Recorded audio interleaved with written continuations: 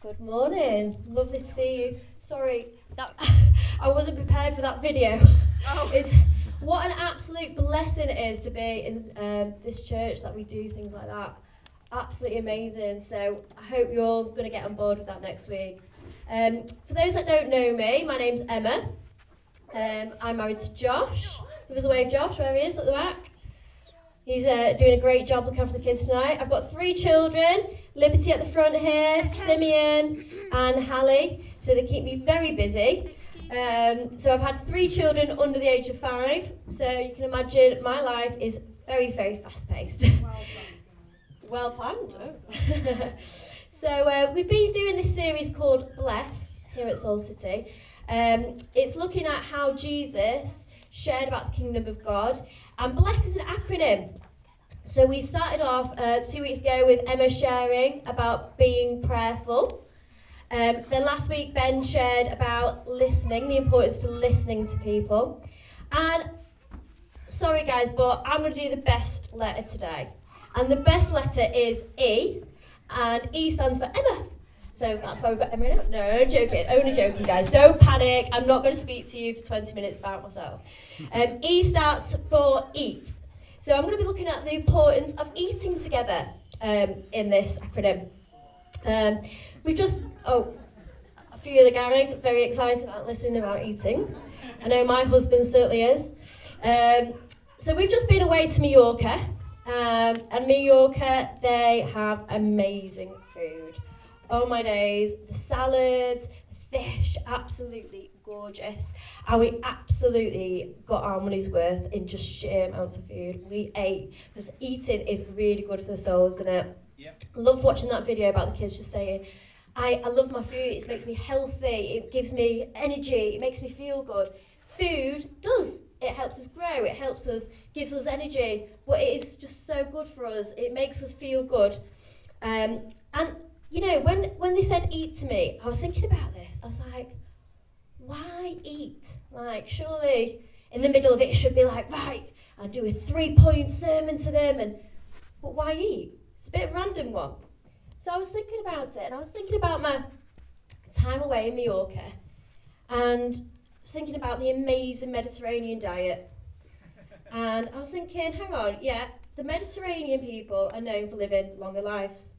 So what is it about them? What is it that they're doing different from us to be living much longer than we are? So I started to do my research. And it is a fact, Mediterranean people are living longer lives, healthier lives. But it's not just due to the food that they're eating. That they did research, and it's the food that they're eating, but also their lifestyle. And it's proven that the Mediterraneans value eating together.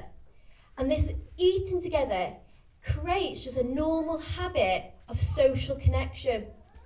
They're socially connecting with each other on a regular basis. They're eating together. You know, some villages even go to the extent of, at dinner times, pulling out their chairs from the dining rooms and eating out the streets, laying tables, come join us, whoever's walking past, come join us. It's just normal to them to connect with each other. And because of this, they're living longer, happier, healthier lives, you know, much more energy. And I think it's a real shame, you know, in this country, England, we've kind of lost that somewhere along the way. That value of eating and connecting with each other. And it's leading to a lack of social connection. I was doing some research, and it says, poor social connection with people is as bad for your health as smoking 15 cigarettes a day. How crazy is that? Wow. 15 cigarettes a day. A study by the British Red Cross reveals over 9 million people in the UK, across all adult ages, it's not just elderly, across all adult ages, are either always or often lonely. So that's more than the population of London in this country saying that they feel loneliness. Wow. It's a real epidemic. And you know, one reason that eating together is so important is that every human being has this longing inside of us for social connection. And when you eat something very, very special happens, you connect. You talk about your life. You talk about things that you wouldn't normally do in your fast everyday life. It's amazing. And people, you know, looking at this series about sharing our faith, people want to feel that you've made time for them sometimes before they'll listen to what you've got to say.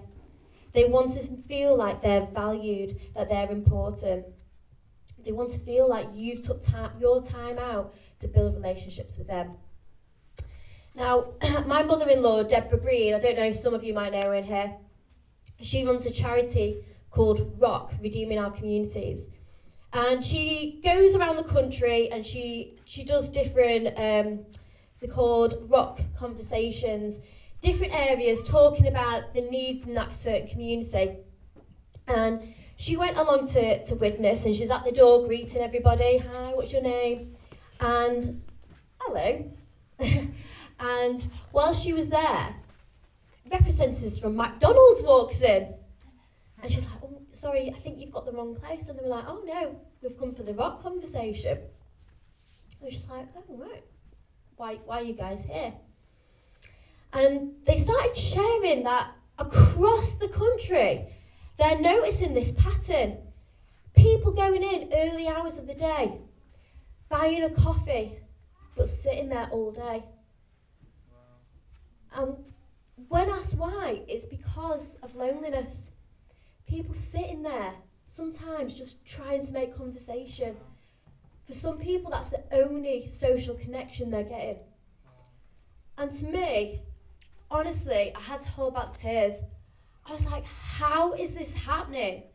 That people are so lonely and so isolated that they're going into a fast food just to make social connections with people. So they said to Deborah, can you help us? We're training up our staff to make conversation and how to help these people, but there needs to be more. There needs to be more connection, but we can't do it on our own. And you know, this is where us as the church comes in. Yeah. You can look at people and think, you've got it all together, but you don't know. Just by inviting somebody into your life, by taking half an hour out, can be such a blessing, can make a world of difference. And from that relationship can come something so beautiful, you know, you sharing your faith. We're going to look at a story in the Bible where Jesus did this. If we turn to Luke 19, verse 1 to 9, please.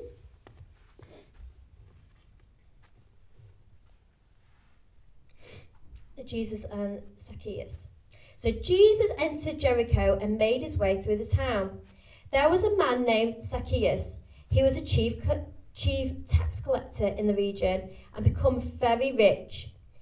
He tried to take a look at Jesus, but he was too short to see over the crowd. That'll be me, okay? That'll be me. Oh, I can't see.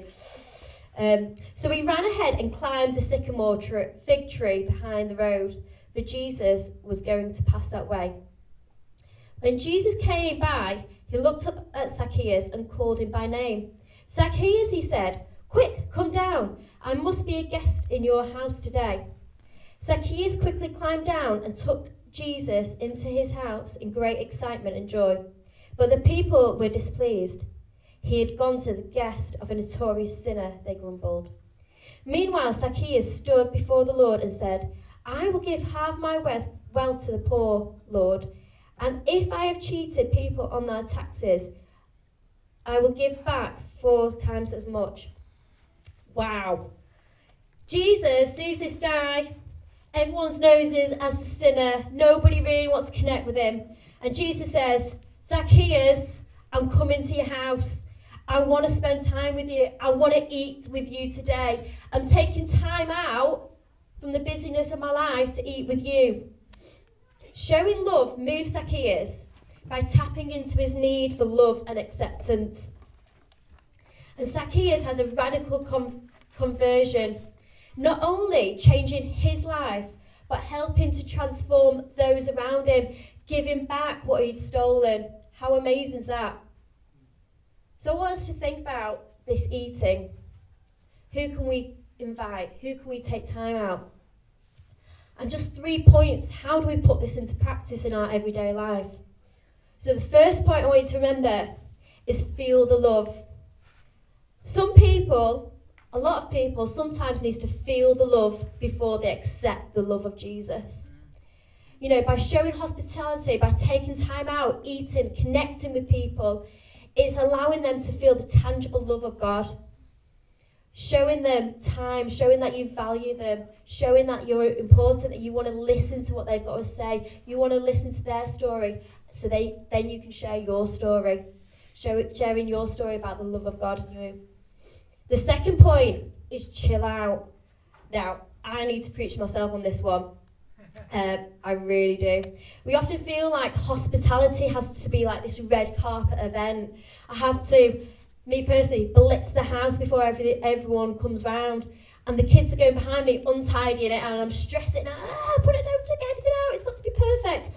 But it doesn't have to be like that. You know, most people don't care, you know, if you've got a few toys out or the house is immaculate. The important thing is you being real, people getting to connect with you, getting to know you.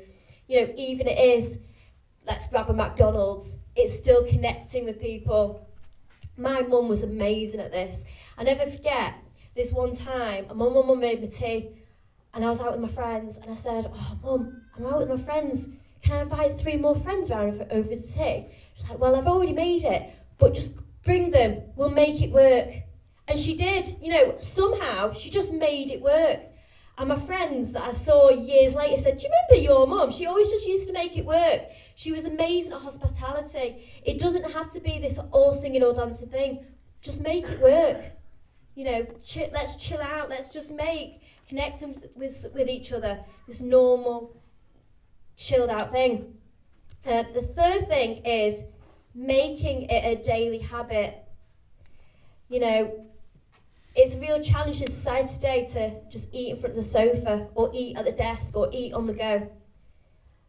One thing that we said when we got married was, let's make sure that we always eat together at the table. We put it together just, you know, we started just the 2 of us, and now we've got a family. We really value that time, and it's a time of investing into our kids.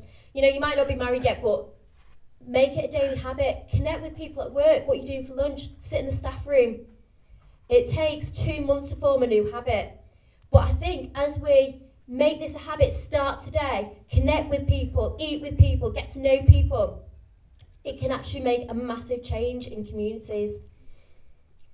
And also, we've learned it's good for you as well. It makes you live longer. Why not do it? Perfect. So we're going to, as a church, be meeting after church. We're going to go eat together. I'm not sure if it's going to be a picnic or we're going to go to the coffee shop. But come join us. Let's make it start today, this importance of eating together. It's valuable.